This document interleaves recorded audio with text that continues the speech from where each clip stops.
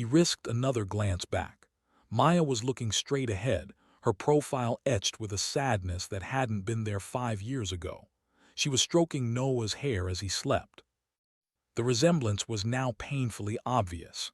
The shape of the boy's eyes, the curve of his brow. It was like looking at a ghost of himself, filtered through Maya's beauty. A cold dread, colder than any corporate fear, began to seep into his bones. The math was inescapable. The timeline was perfect. The child was 3 years old. Chapter 4: The Reckoning in the Sky. The 7-hour flight became a torturous limbo. Ethan couldn't work. He couldn't sleep. He sat paralyzed in his leather throne, the ghost of Noah's touch on his finger a brand of guilt.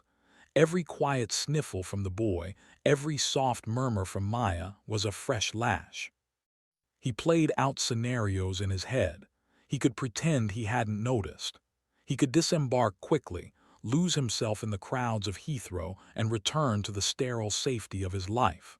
The thought was cowardly, and he despised himself for it, but it was seductive in its simplicity. But the image of Noah's trusting eyes wouldn't leave him.